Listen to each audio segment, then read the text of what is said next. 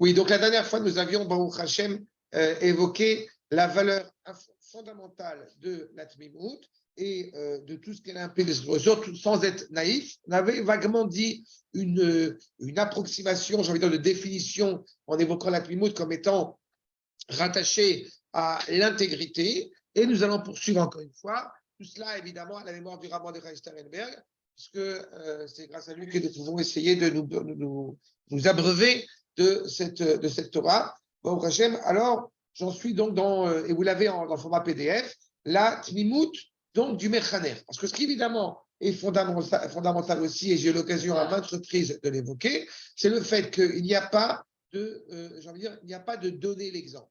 Il y a être l'exemple. C'est qu'à partir du moment où vous faites preuve d'une tmimout, alors automatiquement, il va t'amener shader tmimout, alors automatiquement, il y a tmimout. Et si effectivement, on n'est pas en train de parler, on parle de l'amour de la Torah, mais que dans les faits, eh bien, ce n'est pas ce qui se révèle et diffusé, alors on a un problème. Je rappelle toujours d'un enseignement du Rav Menachem Mendel de Kotsk, qui disait justement, où il y avait un père qui était venu le voir en lui disant comment je peux faire pour que mon fils soit un Talmid Chacham. Et que le Rav Menachem Mendel avait répondu, sois toi-même un Talmid Chacham. Sinon, tu vas éduquer un enfant qui aura envie que ses enfants soient les Talmidei Chachamim. C'est exactement la problématique.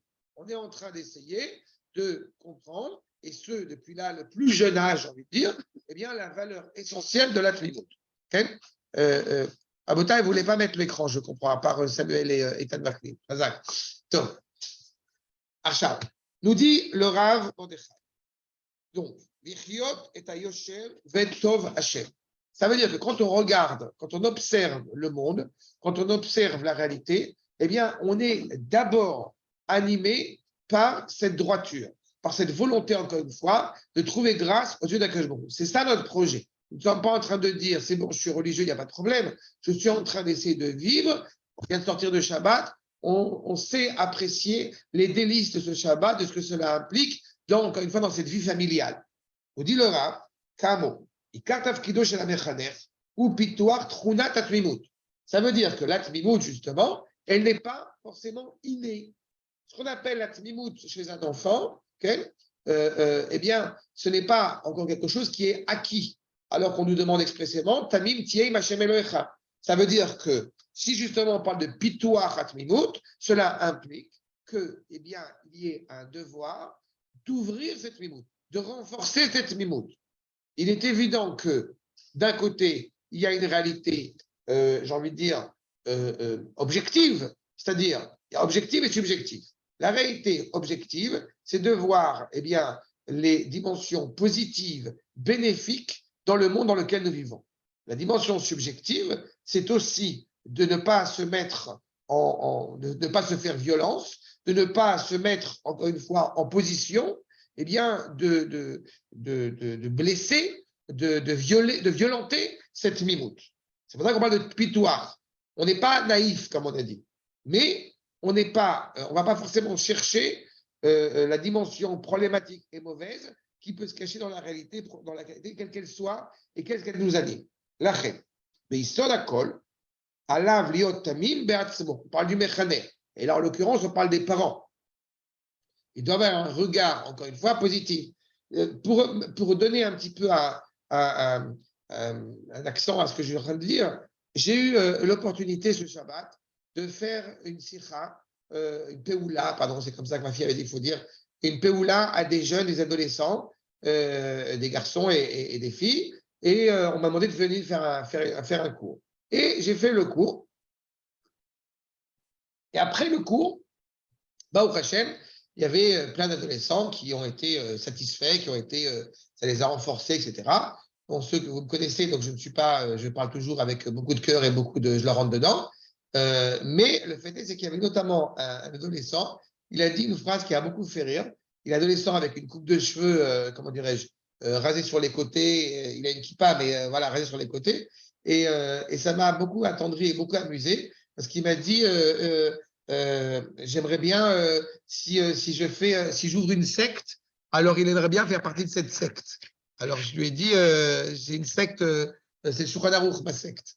Alors il a rigolé, etc. Et bon, ça commence à ouvrir des choses. Mais ça veut dire qu'il y a quelque chose. Si je me contente du regard extérieur, quand je vois ce jeune homme qui a une coupe de cheveux, là, et que et je m'arrête là, alors automatiquement, eh bien, je vais porter un jugement négatif sur ce garçon. Mais si je pars du postulat que ce jeune homme, puisqu'il est juif, donc automatiquement, il a une neshama théora. S'il a une neshama théora, il faut que j'essaye, dans la mesure du possible, de trouver le filon pour essayer de me rattacher à lui, d'ouvrir là où justement je vais trouver ce lien. Alors, il est possible qu'on n'ait pas tous ce talent, ni au même moment, ni au même instant, ni avec toutes les personnes. Et c'est ça dont on parle. Cette mimoute, c'est d'être conscient qu'il y a clairement eh bien, quelqu'un de profondément kolamer tzadikim, quelqu'un de profondément juste devant moi, qui parfois, malheureusement, est recouvert par une écorce difficile à cerner, qu'il faudra travailler, mais plus ou moins difficile. Mais c'est la base.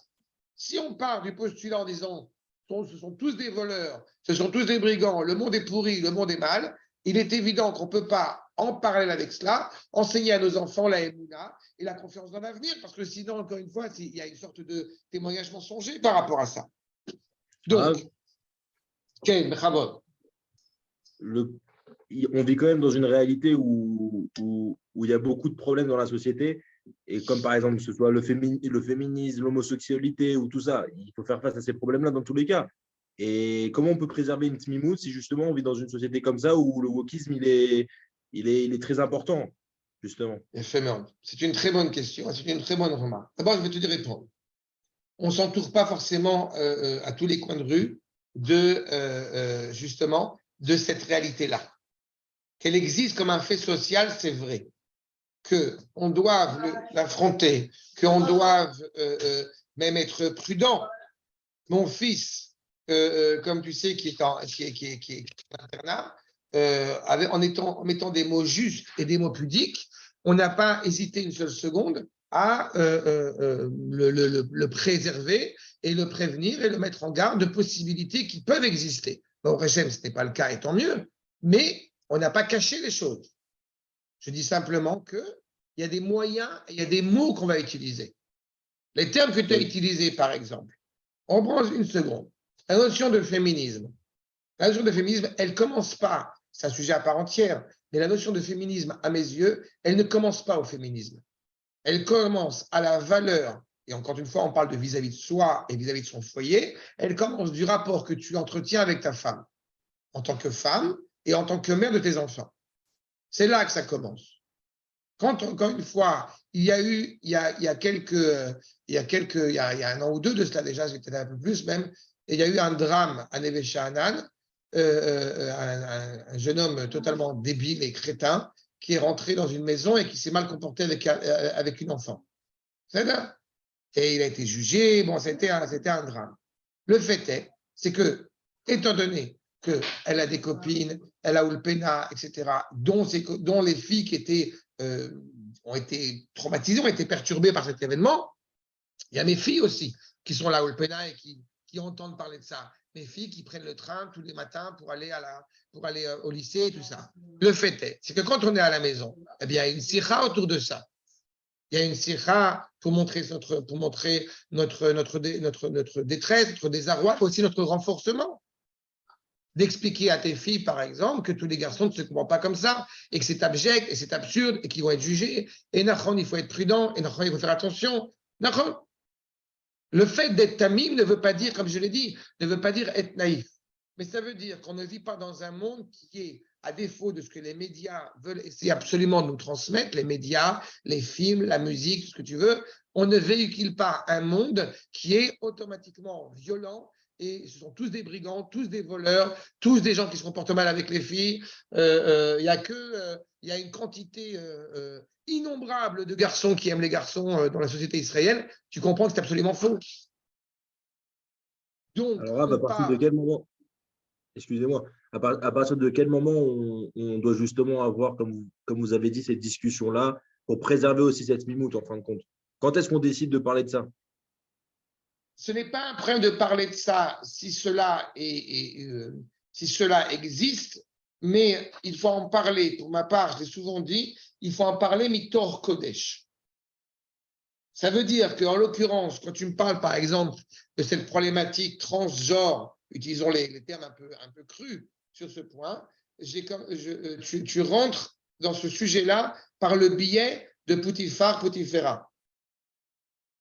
Il y a des phénomènes qui existent dans le monde. Il y a du mal qui existe dans le monde. On commence le Sefer Shemot, donc on sait pertinemment qu'il y a des réalités absolument abjectes dans le monde. Il y a des goïms qui nous veulent du mal. On ne cache pas ça à nos enfants. Ce n'est pas ça que j'ai dit, la Tmimout. Seulement, dans cette réalité complexe, et encore une fois, on part du Kodesh. Toute cette réalité complexe, elle s'inscrit dans le Kodesh. Eh bien, quand justement on dépeint des réalités très problématiques, eh bien, on est aussi conscient que, et on renforce aussi, on se renforce et on renforce nos enfants dans ce sujet, que Akadosh Baruch Hu, eh bien, c'est lui le Baal Habayit.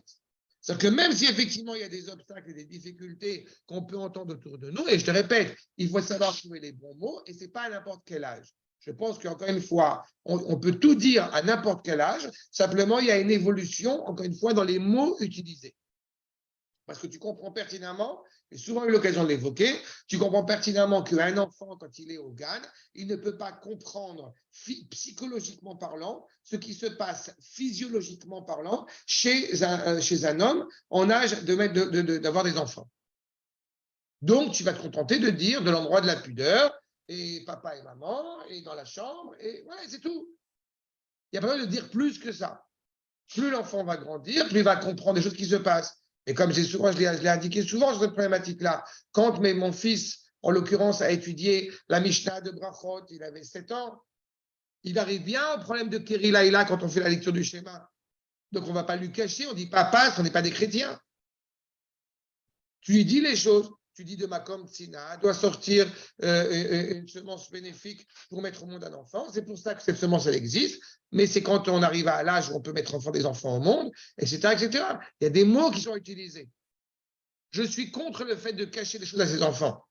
Donc, je vais encore plus que toi. Je ne cache rien à mes enfants. Simplement, on va trouver les mots justes et pudiques pour en parler en étant conscient toujours qu'on s'inscrit dans le Kodesh. Mes enfants, ils n'étaient pas encore au GAN, je leur ai expliqué ce que c'est que la chrétienté. Chrétienté, islam, etc.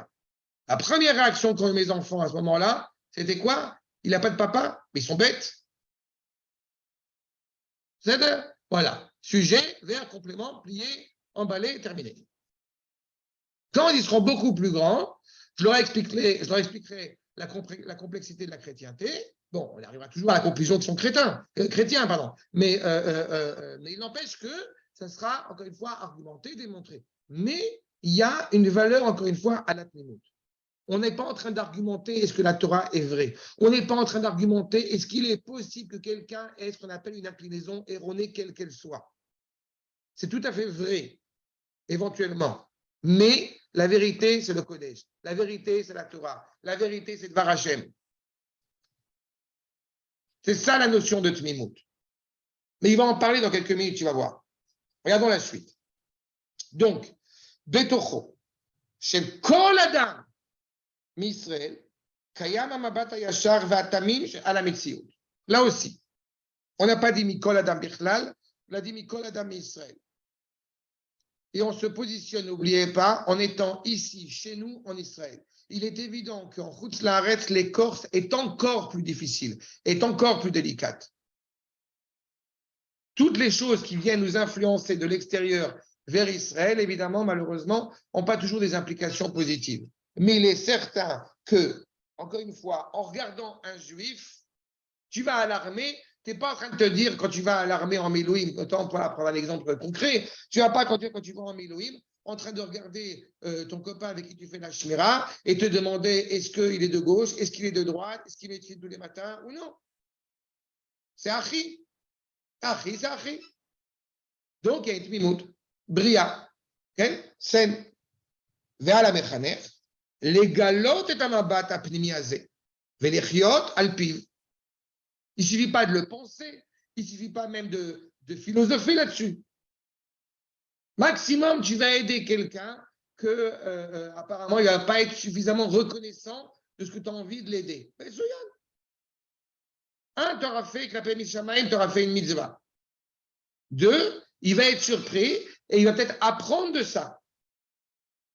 Et cette volonté, encore une fois, de vouloir faire du bien, quand on prodigue du bien autour de soi, eh bien, ça a toujours une influence. C'est jamais gratuit. Et du bien ne veut pas dire uniquement faire du chesed, c'est faire du bien, d'être cohérent, d'être droit vis-à-vis de ce que tu dis. Adam Ma'amin, Achash, et Anochechut Elohit B'Mitziut. C'est-à-dire, dans tout ce que tu as soulevé, le wokisme, toutes ces réalités-là, il y a deux solutions. Ou on est un râleur de salon, et dans ce cas-là, on parle juste pour faire ce qu'on appelle du small talk, on ne fait rien. On est juste en train de se dire au bout du compte, bon, alors on va essayer comment dirais-je, de régler les problèmes. En fait, on ne va pas les régler parce qu'on ne fait qu'en parler dans un salon sans rien agir. Ou alors, quelque chose de beaucoup plus profond, on va aller rechercher, on va voir s'il y a des chachamim qui sont exprimés sur le sujet pour essayer de comprendre l'origine du phénomène. L'origine du phénomène, la raison du phénomène, comment le phénomène est traité, comment est-ce qu'il est compris par les chachamim, pourquoi dans notre génération. Et là, tu as un certain nombre de chachamim qui se sont exprimés sur le sujet. Tu as le Rav Yigal Levinstein qui a écrit un certain nombre d'ouvrages sur tous ces sujets-là. Le postmodernisme, le wokisme, on a déjà. Et là, déjà, tu es déjà en train de pas seulement évoquer le problème, mais de comprendre comment est-ce que la Torah, elle nous donne quelle solution, quel ustensile, quel kélim elle nous donne pour affronter ce problème sociétal. Et phase encore plus en avant, non seulement tu es animé, tu es armé de ces ustensiles, mais en plus de ça, eh bien, tu peux aider à faire avancer, à faire corriger la société, à l'améliorer. D'accord ? Il y a une expression honnêtement, que j'ai souvent l'occasion de critiquer un petit peu parfois la culture un peu française, que j'appelle le râleur de salon. Ça veut dire qu'on voit un problème, ok, quand est-ce qu'on retrousse les manches et on y va. Je vais donner, excusez-moi de le dire, et c'est vraiment pas du tout méprisant de ma part, j'ai autre chose à faire le Motzei Shabbat. Seulement, quand on voit le nombre de divorces qui accroît de plus en plus avec les années, eh ben, il y a un moment donné, il faut se dire, OK, qu'est-ce que je fais? Rien. Ou alors je me dis, bon, ben voilà, il y a 5, 10, 15, 20, les gens qui vont écouter, c'est sur Internet, ça peut aider des couples à réfléchir, à susciter de la réflexion, Metsuyan. Et pour pouvoir faire ça, j'ai deux solutions. Ou alors je me dis, mais comment je peux faire un truc pareil? Je ne suis pas habilité, qui je suis, et tout un ensemble de phrases dépréciatives. Ou alors, de me dire, peut-être je ne suis pas à la hauteur, mais au moins je pourrais dire, après 120 ans, j'ai fait quelque chose. Je n'ai pas accepté cette réalité-là sans rien faire, sans essayer d'agir et d'améliorer le sort. C'est exactement ça. Entre parenthèses, j'ai souvent raconté cette anecdote. Il y a une 15-20 ans de cela, quand j'ai commencé à donner des cours à droite à gauche et que j'ai demandé au Rosh Yeshiva, est-ce qu'on m'a demandé de venir machin, est-ce que ça se fait, je vais le faire, et tout ça. Et le Rav m'a dit, tu vas y aller, tu vas renforcer, c'est-à-dire, et j'ai pris la tête au Rav pendant 3 minutes, 5 minutes, en lui disant, mais quand même, c'est moi, je ne suis pas habilité, qui je suis. Venez le Rav, quand tu commences à lui prendre la tête 3 minutes, David, j'ai pas de temps à perdre avec ces bêtises-là. Fais ce que tu as à faire, ne casse pas la tête, il n'y a pas de s'achèver. C'est simple, clair, et on y va. Et c'est inspiré par cela. C'est animé par cette fougue-là que je me dis, je ne reste pas les bras croisés, assis, encore une fois, au contraire. On essaie de construire ensemble, on se réfère à des chachamim. Au-delà de ce que je vous livre, vous êtes conscient évidemment que j'ai fait énormément d'autres lectures psychologiques et toraniques pour essayer de comprendre. C'est ce que pour moi, c'est ce que pour mon propre foyer. Et c'est avec cette expérience-là que je transmets cela. Mais ça veut dire que, comme il est dit, indiqué ici, il y a clairement une émouna dans le Mechaner. Il y a une confiance, encore une fois, infinie dans la réalité, dans la présence d'un Kadosh Baruch Hu. Ce n'est pas moi qui ai décidé qu'on est dans la période de la Géoula, c'est un fait. Donc, si on sait qu'on a la période de la Géoula, qu'il y a des difficultés dans la Géoula, justement, donc on ne va pas oublier pourquoi on est là et au nom de quoi on est là et à quel point on assiste à des choses absolument exceptionnelles. Avec ces difficultés, avec ces contrastes. Achal, Ueino, Chovet HaMitziut, Betor Mitziut, Menuteket Miratson Hashem. C'est là où est le danger. Tous les phénomènes, et il y en a plein d'autres, que vous me décrivez, on peut avoir le sentiment, et les médias et tout cela, que cette réalité, elle est coupée d'Akadosh Baruch Hu. Prenez un exemple concret qui s'est passé cette semaine. le monde entier, d'abord c'était reculé en plus, ce qui me fait beaucoup rire, mais peu importe.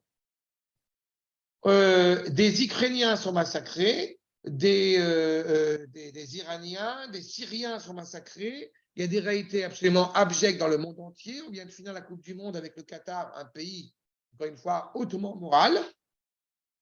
Mais l'ONU organise une réunion d'urgence parce qu'un juif est monté sur le Rabaï. Un juif, pas 15 000, un juif. Après, on va dire, oui, mais alors tu te rends compte, le monde entier vacille. Mais non, c'est exactement le contraire ce qui se passe. Si un juif monte sur le Rabaï et que ça crée aussi autant de boucans, vous voyez qu'encore une fois, à quel point la réalité, elle est rattachée à Kadosh Baruch Hu. À quel point il est évident que chaque acte, chaque parole, chaque geste de Ham Israël nous montre bien dans quelle dynamique nous sommes et dans quelle génération nous sommes. Baruch Hashem, tous les journalistes, tous les politiciens, tout le monde de gauche, de droite ont réagi tout de suite en disant « Nous sommes là au nom d'Akadosh Baruch Hu et nous n'avons peur de personne. » C'est à peu près ce qu'ont dit les journalistes. Ah ben c'est ça le fond. D'accord? Achat. Donc, on sait que la Mitziout, elle n'est pas ménoutéquette, comme je l'ai dit, de la volonté d'Akadosh Baruch Hu. Améléa bestirotu bayot. Tu vois, Jonas? On n'est pas en train de dire justement parce qu'il y a des contradictions, des complexités, alors on oublie le cœur. Non. Même si c'est rempli de problématiques, de complexités, Sibouchim, Shkarim, on sort de Vaïchi, on a terminé le Sefer Bereshit. Yaakov Avinu, le père de la nation, comme dit le Rav Yehuda, Avi Asibouchiyut. Il n'y a jamais eu autant de complexité qu'avec Yaakov.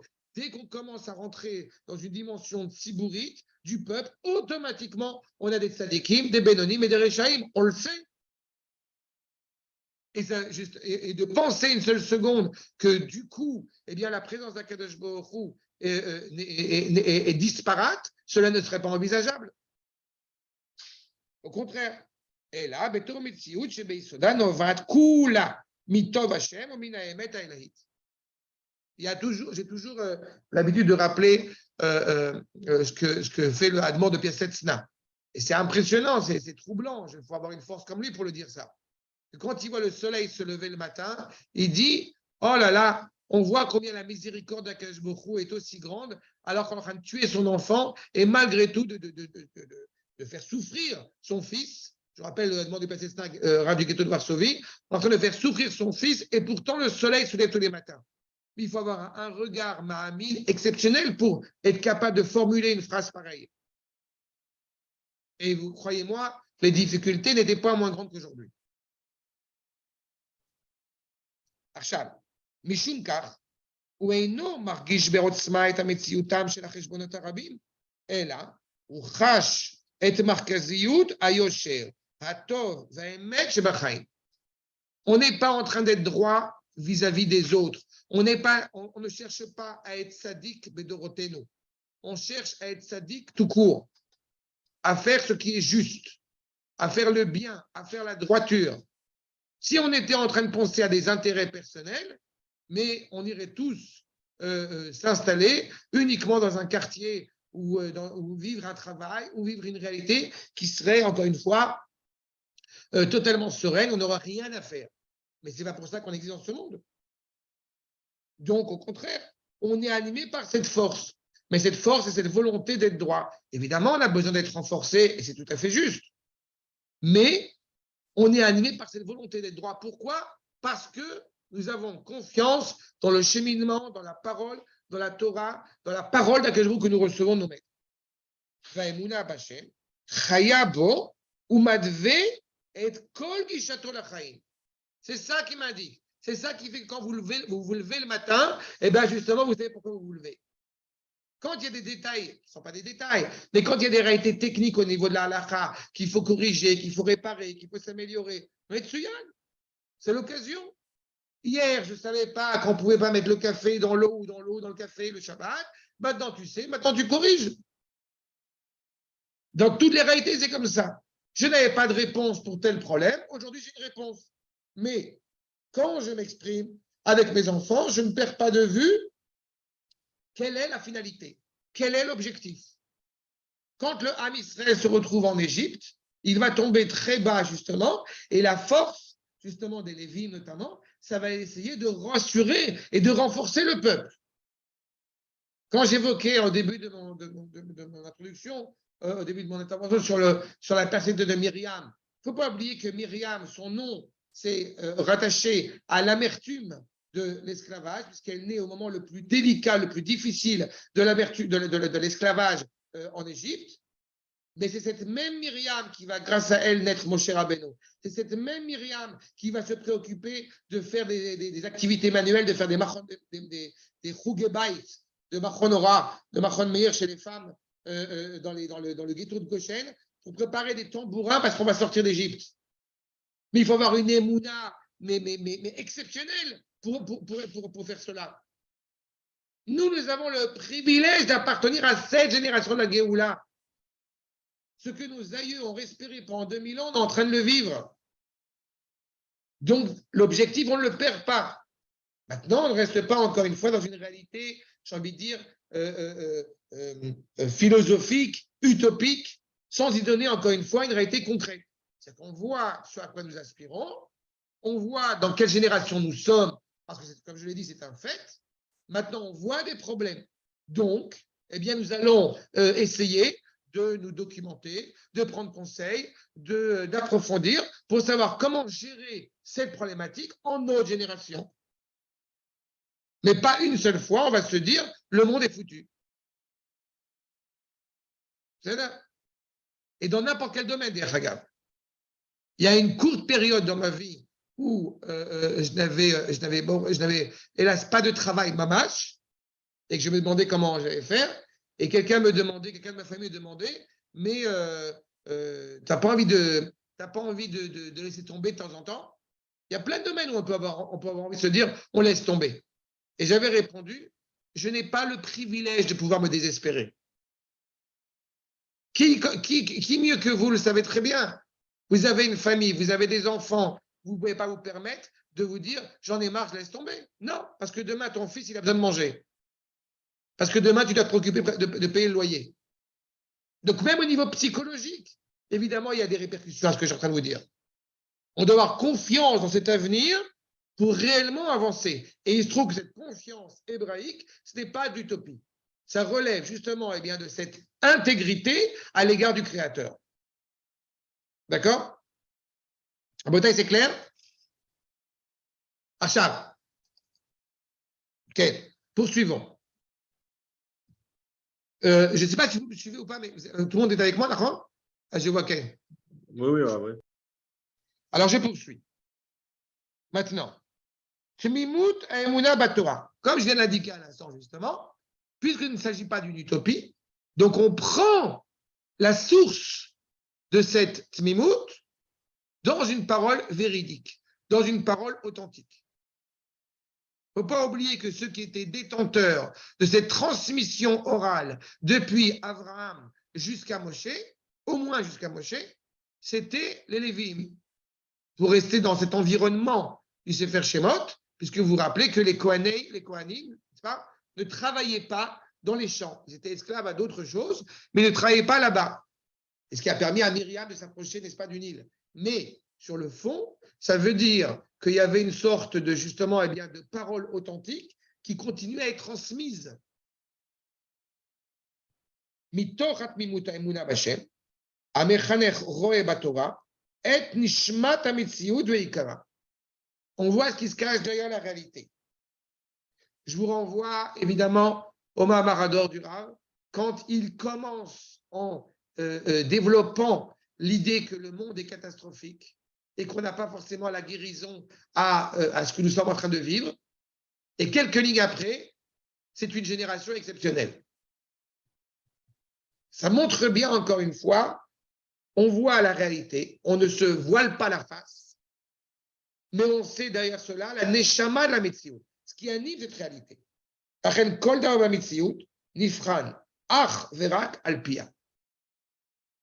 quand on a mal, n'est-ce pas? Vous n'êtes pas capable de, comment dirais-je, si on a une blessure, on n'est pas capable de réfléchir consciencieusement. C'est très rare d'arriver à avoir un mal de dents, ce que je ne vous souhaite pas. Ah, Benjamin Nekash, il n'est pas là aujourd'hui. Mais c'est très mal, c'est très difficile d'avoir un mal de dents et en parallèle avec cela, de continuer sa journée comme d'habitude. N'est-ce pas? Bon, ben c'est un peu ça. Mais dans ce cas-là, on ne peut pas apprécier réellement la journée de manière objective avec ce mal de dents. Donc, si à chaque fois qu'on va développer, on raconte l'histoire d'un Talmid Chacham qui, avant la guerre de Kippour et après la guerre de Kippour, eh bien, sa manière d'aborder la problématique en Israël, eh bien, elle a changé, elle a évolué.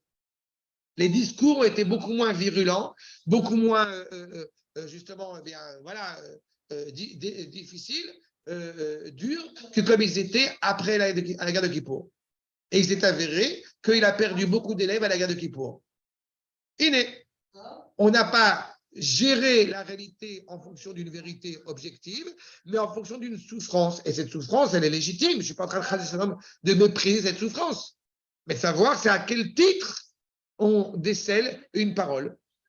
D'accord? Dans votre couple, dans votre foyer, vous ne pouvez pas gérer des problèmes de manière cohérente et de manière authentique si vous êtes en train, 24 heures sur 24, d'éteindre les incendies.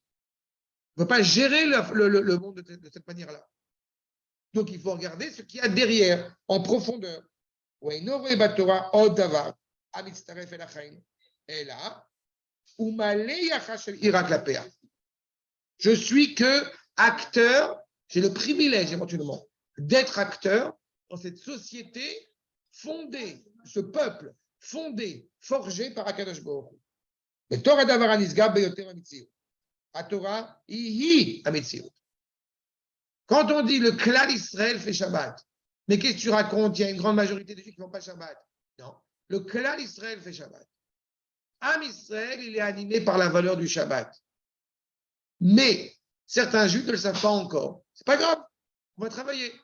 Mais d'ailleurs, le sens inverse, en disant que, eh bien, il y a certains juifs qui font Shabbat et certains juifs qui ne font pas Shabbat, eh bien, on a brisé cette notion, encore une fois, d'éternité qui nous rattache à notre terre, à notre peuple et à notre Torah. Pendant 2000 ans, on ne s'est pas interrogé, savoir si on revient à Jérusalem, oui, sur une partie de Jérusalem. Oui, Jérusalem ouest, mais pas Jérusalem est. Non, tout juif, quel qu'il soit, pendant 2000 ans, il a dit l'an prochain à Jérusalem. Quand on commence à rentrer dans ces débats de quelle partie de Jérusalem, on n'a pas seulement cassé, j'ai envie de dire, la dimension est de Jérusalem, on a brisé aussi la dimension ouest de Jérusalem. On est rattaché à un idéal et cet idéal doit se mettre en place.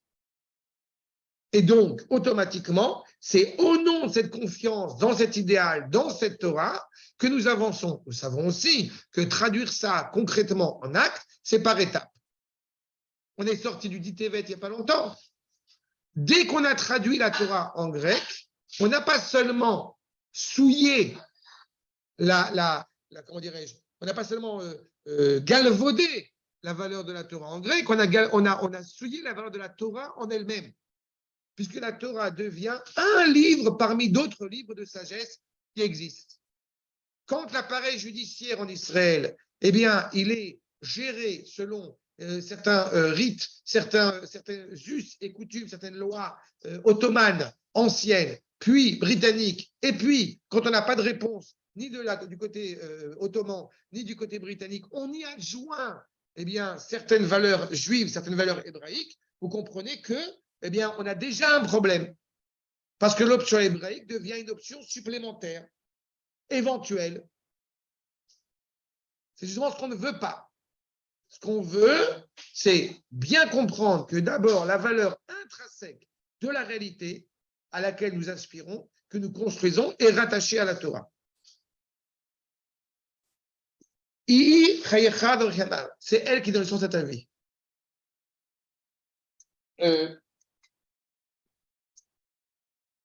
עכשיו, ואת מציאות החיים הזו ou ma'avir et talmidav.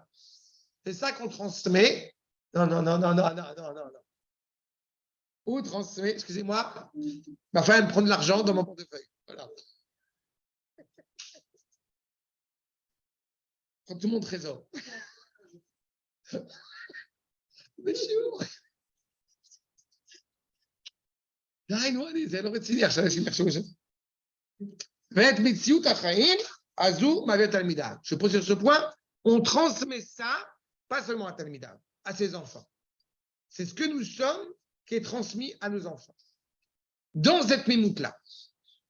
Et entre parenthèses, c'est vrai, je repense à une anecdote qui m'est arrivée il n'y a pas longtemps, que parce qu'elle s'est fait mal à un moment donné, j'ai une de mes filles qui a osé lever le ton un petit peu sur ma femme. C'est ça? J'étais dans le salon, j'étais loin, j'ai entendu ça. Quelle était ma réaction immédiate? Tu as osé lever le ton sur ta mère? Et évidemment, la tête baissée, je m'excuse, Nahon, ça ne se fait pas, etc. Mais si vous laissez passer un truc pareil, bon, c'est pas grave, il y a des hauts, il y a des bas. Non. Si c'est une valeur essentielle à laquelle vous adhérez et à laquelle pour vous cela est clair, eh bien, cela doit être clairement, encore une fois, l'épine dorsale de la maison. C'est pareil. Si ce sont une valeur qui est rattachée à la Torah, non, on ne s'assoit pas sur le siège de papa. Non, on ne parle pas mal à maman, etc., etc. C'est essentiel, encore une fois, dans cette valeur de la Tmimout de la Torah. C'est que chaque chose doit clairement, encore une fois, reconnaître et intégrer. Achav. Et justement, c'est ce que nous dit le Rav par la suite. À Torah, la Torah, justement, ce n'est pas une valeur extérieure à la vie. Elle est essentielle à la vie.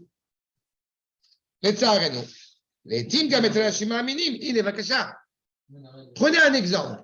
Vous avez un député, peu importe qui a souhaité joyeux Noël et bonne année aux citoyens chrétiens en Israël. C'est-à-dire, Hélène qui passe sur la tête. Vous vous rendez compte de ce que ça veut dire? Et pourtant, il se dit religieux. Il a osé dire à la Knesset qu'on est ici à cause de la Torah, par le biais de la Torah, grâce à la Torah. Alors, dans ce cas-là, comment tu peux souhaiter joyeux Noël à des gens qui ne sont pas juifs en Israël? C'est tarté des satrés. C'est justement le moment où la Torah est considérée comme étant une valeur extérieure à ta vie. Ce qu'on retrouve chez la culture chrétienne. Il y a la Torah et il y a ma vie. Et beaucoup de gens vivent selon ce prisme-là parce que c'est beaucoup plus facile à gérer. On m'a souvent dit que dans mes démarches, quand je suis monté sur le Harabait et que j'étais arrêté le jour de Yom Yerushalayim, je pense que Eitan s'en souvient, eh bien, il y a quelque chose sur lequel j'insiste et j'assume et je persiste, au-delà de cette réalité qui a été filmée et qui n'est pas toujours agréable, eh bien, c'est que j'estime avoir une cohérence entre ce que je dis et ce que je fais. On peut ne pas être d'accord, mais je veux, à mes yeux, en tout cas, ça me paraît fondamental qu'il y ait une cohérence. Et dans cette cohérence-là, encore une fois, eh bien, je m'assure, je m'engage quand il y a une réalité qui est un chilul Hashem, à savoir le fait que, eh bien, tous ces renards peuvent être sur leur rabac. C'est un vrai problème. Si on a réellement de l'amour et de la nostalgie pour le Kodesh HaKodashim, pour le Beth Amikdash, pour le Harabaï, eh bien, il me paraît logique, encore une fois, pas forcément d'y monter, c'est une discussion de halakha, mais en tous les cas, d'exprimer la tristesse, la colère, encore une fois, dans cette profanation du nom d'Akadosh Baruch Hu qui s'y trouve. C'est exactement cela. Ce n'est pas une réalité extérieure à soi. C'est ce qu'il nous dit. À Torah Metzayeret, Mitztayeret, pardon, Ke Adracha Chitzonit L'Adam. C'est ce qui se passe chez certains. Est-ce qu'on peut faire ça sur un halakha ou non? On va se préoccuper pendant les 3 semaines depuis Yudai Betamouz, depuis le 17 Tammuz jusqu'au 9 Av. On va se préoccuper de savoir si on peut ou non écouter de la musique, ce que je ne néglige pas, ce que je ne méprise pas. Mais il est où l'essentiel? L'essentiel, ce n'est pas de savoir si on peut ou pas écouter de la musique. L'essentiel, c'est de comprendre dans quel environnement nous nous trouvons dans cette période de Ben Hametzarim, et que c'est à cela qu'il nous faut intégrer. C'est ça qui nous fait intégrer qu'on ne va pas écouter de la musique pendant ces 3 semaines. Et quand ça devient uniquement une dimension technique et pas plus que ça, alors on a un problème. C'est le moment de renforcer la nostalgie du Beit HaMikdash. Adam chayet chayav, ativim arigilim, ve'atorah, va likboa et הגבולות, ולתת לו כיוון לחיים. C'est tout. J'ai ma vie et la Torah, elle va me donner quelques indications, éventuellement quelques précieux conseils. C'est du coaching. Ou alors, elle va me dire, fais attention quand tu mets, ta casserole sur la plata. Et on n'y voit pas plus que ça. Mais ça serait dramatique. Au contraire, toute la tradition juive, elle est fondée sur ce postulat-là. Si on parle des fêtes, si on parle des commémorations, si on parle de Shabbat, nous sommes dans cette dimension de témoignage, nous sommes dans cette dimension de vie, encore une fois. Il y a le Rav Jami, il y a un ouvrage j'ai oublié le titre, mais il raconte une anecdote sur un enfant dans un Talmud Torah que la prof a dit, c'est quoi votre meilleur souvenir pendant le repas à Shabbat? Et le gosse dit, c'est le Chamin, c'est le Tchoulent. Et il dit, pourquoi? Pourquoi ça paraît si important dans la famille, le Tchoulent? Parce que, et pourquoi pas le Devar Torah qui est raconté? Non, parce que j'ai vu que quand le papa il dit un Devar Torah, alors quand il y a le Chamin qui arrive, on arrête le Devar Torah. Parce que le Chamin est plus important que le Devar Torah. Donc j'ai compris que la valeur essentielle de Shabbat, c'est le Tchoulent, c'est la Dafila. Ben, c'est exactement ça. Qu'est-ce qui est important pour le foyer que vous constituez? Là, il y avait de la pluie aujourd'hui à Akko, et la fenêtre de notre salon, elle était un peu ouverte. On a un appareil à la maison, un rond là, comme ça, un robot, il circule dans le salon et il peut faire le ménage. Bon, il est juste à côté de la fenêtre. Et juste à côté de la fenêtre, il y a aussi mes livres. Alors, j'ai dit à mes enfants, quand j'ai vu la pluie et tout, vite fermer en plein Shabbat, vite fermer la fenêtre, parce qu'il y a mes livres, j'ai peur que ça. Et ma femme, mes enfants, ils ont rigolé parce qu'ils ont dit, mais il y a l'appareil de ménager et tout. Non, mais ça, on s'en fout, mais c'est vrai Kodesh. Bah, ils ont rigolé, mais n'empêche qu'ils étaient quand même contents que voilà, dans l'ordre des priorités, qu'est-ce qui est important? Bon, après, je ne fais pas le ménage en plus, mais on a compris l'idée. D'accord? Les filles m'abattent, mout eze, et Charlie Chiot, et Achaim, kefi shehem. Aval tserich gam lishmoa bekol Hashem. Vous voyez le gam ici? On va aussi écouter la parole d'Akadosh Baruch Hu. Les Kayem Mitzvot, les Zer Ma'averot. Voilà, notre vie est mesurée en fonction de ça. On a un carnet, sur ce carnet, on note. Bon, aujourd'hui, j'ai fait ma BA de la journée, et donc c'est bon, je suis quitte. Kacher Zewat Siour, et le Rav Mordechai, évidemment, Allah est très critique sur cette position-là. Quand c'est ça la vie de la Torah, chez Kayam Ben Arshol, chez la Mechaner, la Torah אינה נתפסת אצלו כעצם המציאות אלא כחיצוני לה. Vous ne pouvez pas comprendre pourquoi, vous ne pouvez pas transmettre, comment dirais-je, si on parle mal des Avot, si on parle mal des Imaot, et que vous reconnaissez ça uniquement comme quelque chose de purement littéraire, d'une critique, d'une interprétation, vous ne pouvez pas transmettre l'amour de la Torah à vos enfants. Par contre, quand on va oser mal parler de Abraham, Isaac et Yaakov et Sarah, et que ça vous bouffe de l'intérieur, c'est bon signe. Ça veut dire que vous transmettez avec vos enfants cette idée, encore une fois, qu'on ne parle pas des Avot et des Imaot comme si c'était des copains du GAN. Et donc, c'est vivant. C'est un drame. Quand on a, Mitor nous dit le Rav, Mitor Mabadze, המחנך לעתים ירדוף אחרי הילד ויזכיר לו, fais les mitzvot, tais-toi, lève-toi, bouge-toi. Tout n'est pas vécu comme quelque chose de cohérent et de sincère. Al tishkar et makom gam la Shem la Torah. Et il va dire, surtout, bon, n'oublie pas la Torah, n'oublie pas Hashem. Al tishkar lakachat gam otam becheshbon bemichol hashikulim shelcha. Qu'est-ce que la Torah, elle dit? Mais si quelqu'un est animé naturellement, viscéralement, vitalement par la Torah, dans cette mimou du projet divin, c'est le premier paramètre à prendre en considération. Je veux voir d'abord si la Torah, elle permet de faire un truc, de penser un truc, de vivre un truc. Et une fois que j'ai inscrit cela, alors je vais pouvoir le mettre en place.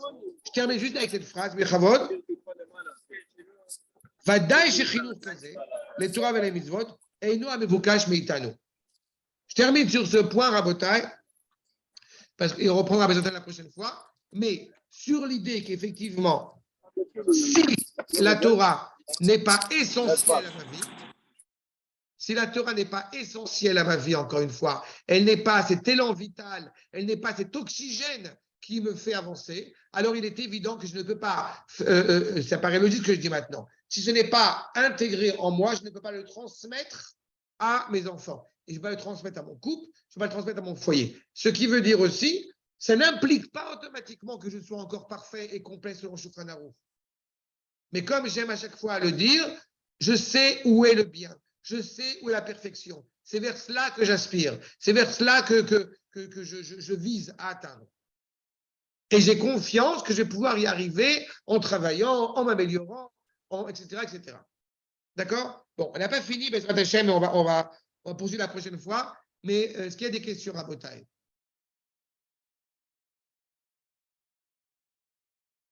Il n'y a pas de questions. Tout est clair. Alors, on se revoit dans 15 jours pour la suite, Bezrat Hashem. Est-ce que la mitzvot? Merci Shavuot beaucoup. tov. Au revoir.